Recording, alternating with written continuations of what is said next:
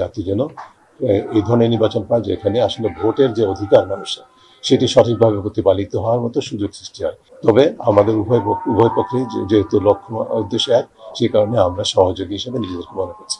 নির্বাচনের প্রার্থীরা কি ধরনের তার যে তথ্য প্রদান করেছে হলফনামায় কতটুকু রোবাস ছিল, পর্যাপ্ত ছিল কিনা সেটা যাচাই করার সক্ষমতা আমাদের ছিল না, উপায়ও নেই। সেটা যাচাই করার এখতিয়ার যাদের আছে তারা সেটা কতটুকু করতে পারছে না সেটা অন্য আলোচনার বিষয়।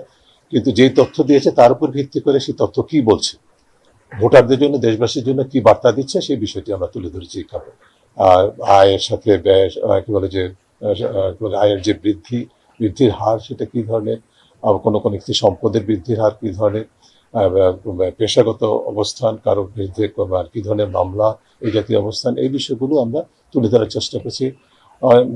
কোনো ক্ষেত্রে যেমন আমাদের যে হলফনামার যে তথ্য তার সাথে আর আয়কর রিটার্নের তথ্য সেটা কতটুকু সামঞ্জস্যপূর্ণ এটা দেখার সুযোগ আমাদের হয়েছিল, সেটা আমরা বিশ্লেষণ করেছি। আপনারা জানেন আমরা গত যে প্রতিবেদনটি সর্বশেষ সেখানে বলেছিলাম যে সর্বশেষ উপজেলা পর্যায়ে নির্বাচনে 1412 জন প্রার্থী ছিল, তার মধ্যে 47 জন আয়কর রিটার্ন দিয়েছেন এবং মাত্র 42 জন কর দিয়েছেন। এই বিষয়টা কতটুকু বিশ্বাসযোগ্য, এই ধরনের তথ্য প্রকাশের মাধ্যমে আমরা মনে করি যে আমরা সংশ্লিষ্ট যে নজরদারি সংস্থাগুলো আছে, যার মধ্যে জাতীয় রাজস্ব বোর্ড, দুর্নীতি দমন কমিশন, নির্বাচন কমিশন, এই ধরনের সংস্থাগুলো, তাদের জন্য আমরা এক ধরনের গোল্ড মাইন বের করে দিয়েছি, যার ইচ্ছা করলে কিন্তু জবাবদিহিতা নিশ্চিতের একটা সুযোগ সম্ভাবনা তৈরি হয়। ওয়ালটন ফ্রিজ কিনে অনেকের মতো আপনিও হয়ে যেতে পারেন মিলেনিয়াল, সেরা পণ্যের সেরা অফার।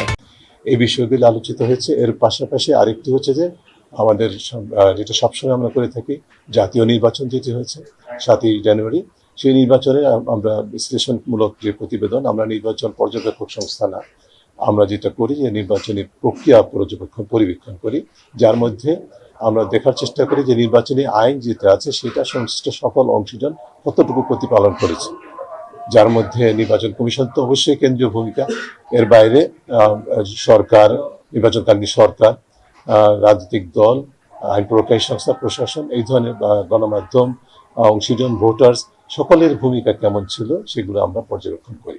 নির্বাচন কমিশন বলছেন তারা সুষ্ঠু নির্বাচন অংশগ্রহণ চায়, নির্বাচন হোক সেটি চায়, নিরপেক্ষ নির্বাচন হোক, অংশগ্রহণমূলক নির্বাচন হোক সেটি চায়, আমরাও সেটি চাই। জাতি যেন এই ধরনের নির্বাচন পায় যেখানে আসলে ভোটের যে অধিকার মানুষের সেটি সঠিকভাবে প্রতিপালিত হওয়ার মতো সুযোগ সৃষ্টি হয়।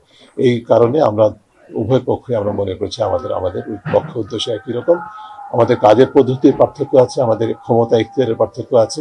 আমরা চাহিদা সৃষ্টিকারী প্রতিষ্ঠান, নির্বাচন কমিশন ডেলিভারি প্রদান করার মতো প্রতিষ্ঠান।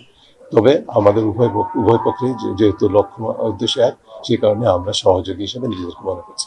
এই বিষয়ে আলোচনা হয়েছে এবং আমরা মনে করেছি যে এই আলোচনা অব্যাহত থাকবে, এই ধরনের সিদ্ধান্ত হয়েছে। আমরা এই আলোচনা ভবিষ্যতে অব্যাহত থাকবো, যাতে করে আমাদের মূল লক্ষ্য যেটি সেটি অর্জনে আমরা আরো উৎকর্ষ অর্জন করতে পারি।